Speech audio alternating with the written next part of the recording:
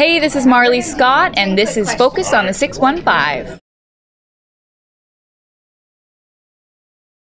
Hey there, this is Matt Williams, back again with Focus on the 615, and we're here now with Marlee Scott. Hello. Hello. How are you? I am awesome. How are you? I'm doing well. Good. Happy CRS. Happy CRS to you. How's it going? It's so very far? busy, but it's very good. You know, you want to be busy, right? It's like, if you're not busy, it's just, you don't Then feel you're like not you're in getting demand. anything. Exactly. So it's good to be busy and have lots of stuff to do. Great. Well, I'd love if you could describe your music. For those who may not be familiar with it. Yeah, you know, my music it's country, but it's rock. You know, I mean, it's got some rock and pop influences, a lot of rock guitars, but then you know the content is very country music. You know, it's talking about heartache and people dying, dogs running away. You know, I mean, it's definitely country, but with a bit of a rock pop side for sure, and a lot of edge. Awesome. Yeah. Now, how'd you sort of formulate that genre, if you will? Now you're from Canada originally, right? Yes. Yes. See, haha, so funny. Yeah, I guess that's funny to Americans. I think that you get your influence from anything you're listening to and all different kind of genres. I mean, I grew up listening to Van Morrison, Elton John, the Backstreet Boys, Britney Spears, Mavericks, everybody, right? Country music, you know, Garth Brooks. So it's I think that I've just kind of come into my own as an artist, and if I hear something I like, and I think that I can relate to it and that my fans will relate to it, that's really important to me. So that's kind of what draws me to music. If I haven't written it, that's usually what kind of gets me to it, is if it's something that I would want to have written and think that I can relate to. What's your favorite coffee? Fantastic. Yeah. So speaking of which, let's talk about Trainwreck. The first single. Yes. And Second single. Second single. Second single. Sorry. On country radio right now, though.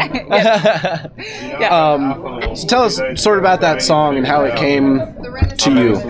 Trainwreck. Well, Trainwreck is about a really bad date. It celebrates the bad date. I'm sure you've had a bad date. I've had lots of bad dates. We've all had bad dates. Trainwreck and that's dates. that's what I love about Trainwreck, is that it's so relatable. It's like anybody can go, okay, I know somebody who's been there, or I've been there. And so, you know, the song, it was pitched to me by Marcus Hummin, who's one of the co-writers on the song, and he sent it over to me, and he said, you know, I think that you're the type of artist who could really pull this song off, and I listened to it twice and was just like on the phone with my management right away going, okay, this needs to be mine right now. And I just thought, you know, it's interesting because you go from having this kind of rock verse to a bluegrass chorus, and at the end of the song there's a rap. So it's kind of a very different song. It's got a lot going on in it, but it's so much fun, and it's definitely country music, and that's what I love about it. Awesome. Yeah.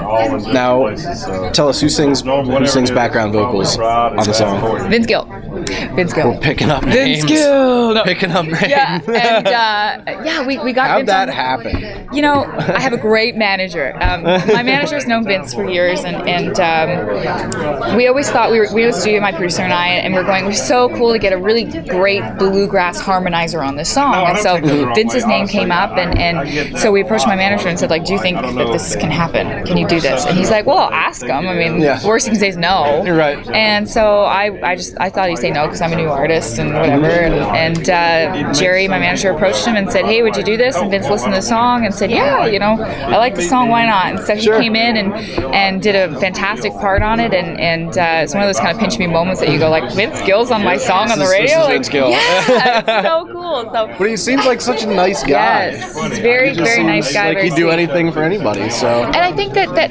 Vince is one of those great examples of an artist who has very much established himself, who's you know, been working hard for so many years and has had such a great career, and now it is his chance to kind of give back and help out younger artists, and I think that, you know, him singing on Trainwreck is a great example of that, of just him showing that he's just first of all around great guy to do it, and to help out, you know, someone like me who's very much starting out in the business. Right. So what's next for you? You've started out singles on the radio. Are you just doing a ton of promotion? Promotion. You know, since May, it's kind of been, I've been on the road pretty much, and just promoting the record and myself as an artist, and visiting radio and talking talking to people like you, and it's so much fun. I love meeting people, and it's a lot of fun just talking and telling people kind of my story and talking about the music and getting out there and getting their opinions. You know, I mean, it's a lot of fun. It's a lot of work, and you're tired a lot. But Sure. that's what makeup's for, and you just cover your dark circles. Yeah, and 5 hour energy. Shamelessly plug Yes. 5 hour energy. I just had like 5. Yes, you had 5. You're gonna have 25 hour energy now. That's what I need Yes. during CRS week. So yeah, I mean, it's just a lot of promotional stuff, and then playing shows here and there, and doing stuff like that. So I'm enjoying every minute of it. That's great. Yeah. So where do you see yourself? I'll ask you an interview, like real job interview question. Where do you see yourself in 5 years? Or whatever. Where do you see yourself going? I think that what's really important to me is being an established artist as well, and being able to going on tour and have my fans come to my show and be a headliner and that kind of thing, and then have me be able to give a young artist the chance, to come out on the road or to sing vocals on something or help them out. So I just want to kind of continue that process of